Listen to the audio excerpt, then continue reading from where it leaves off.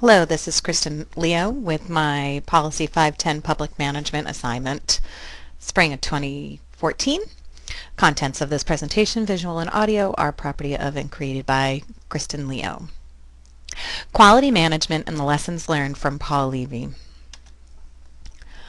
Paul Levy, taking charge of Beth Israel Deaconess Medical Center.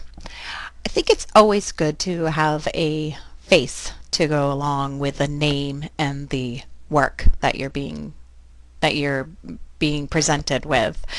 In addition, I think the 4 headlines from the Boston Herald from those first 6 months of Paul Levy's tenure with Beth Israel Deaconess Medical Center are kind of highlighted the case study in a nice way.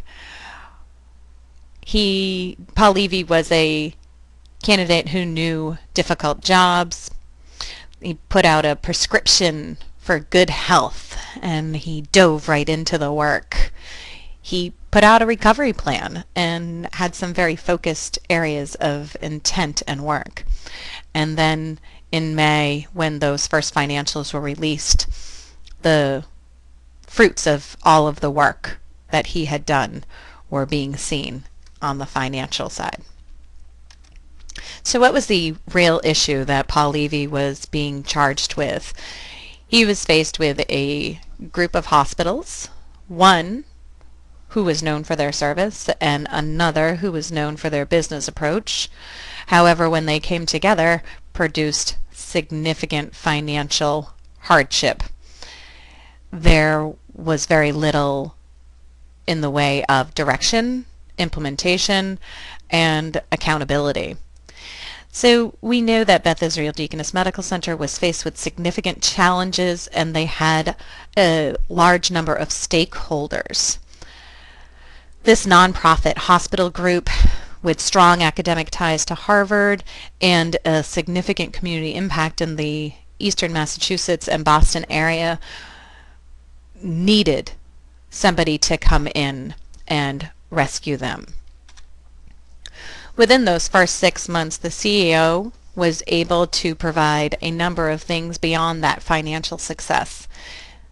We know that a strong, stable foundation was built, that this was done through not only the leadership of the CEO, but those support members he had put in place, that everyone was provided with education and support that they needed to do the work, that the recovery plan was long enough to make a difference, and that everyone was committed to the process and being held accountable for the work that they were doing.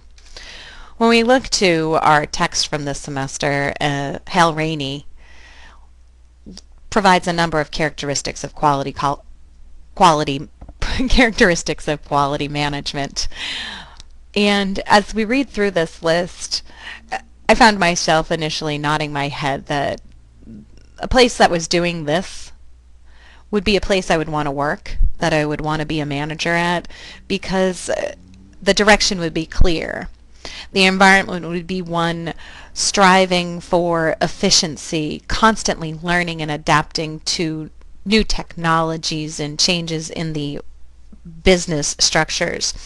The workforce would be capable and enabled to be part of the solution, and at the end of the day, credit would be given where it was due. When we look to the man that Paul Levy was, and some of the most important things, not only from his professional experience working with troubled companies, but from the white paper in the media case file, we're given the impression that Paul Levy really wanted to be in a position where his skills would be put to the best use. So he moved from that executive dean position at Harvard to one where he was serving on the steering committee for the recovery of Beth Israel Deaconess Medical Center, and he was listening to the Hunter Group's weekly report findings. It became obvious to him and many others that he should take on the job. So the interest was expressed, it was welcomed, and they began to move forward with that.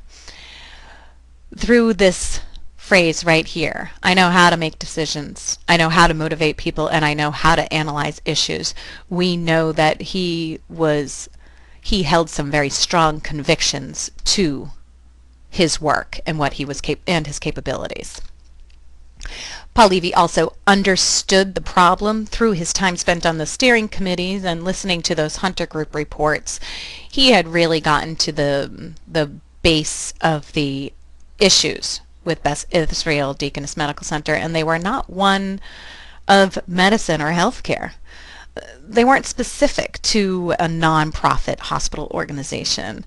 They were management and business issues at the end, and it didn't matter where these practices were going to be in place, that the organization would have been troubled regardless.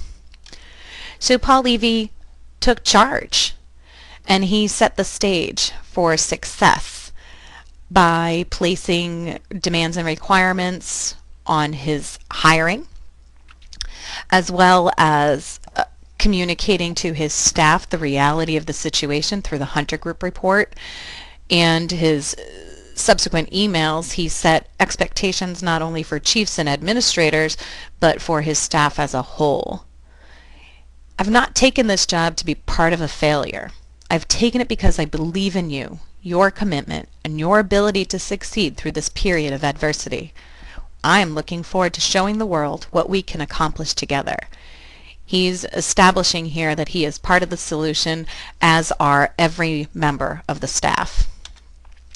Through additional communications and postings of reports on the intranet, he also set up forums for questions. He openly requested emails and responded to the large number that came in those first few weeks.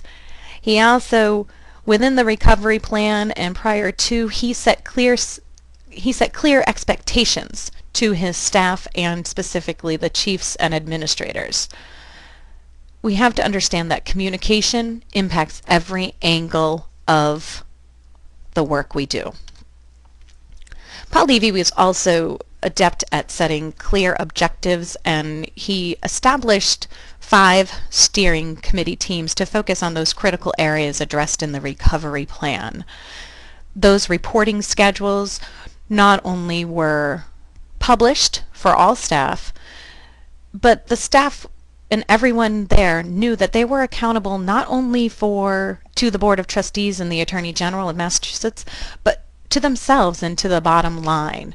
Their objectives were clearly tied to the recovery plan and the long-term work to be done.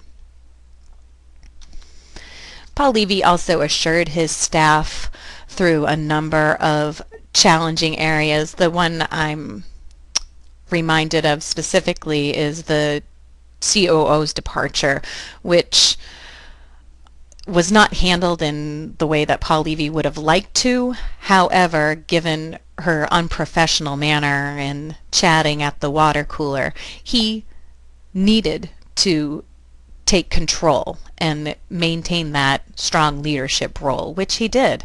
And he also followed up with some of his chiefs who may not agreed with his decision. Right on the tail of that, he refocused his staff through an email in May with the financial success, and he shared that success with his staff and recognized that it was a little boost knowing that the work was paying off. And he really communicates that he's proud of them and the work that they're doing.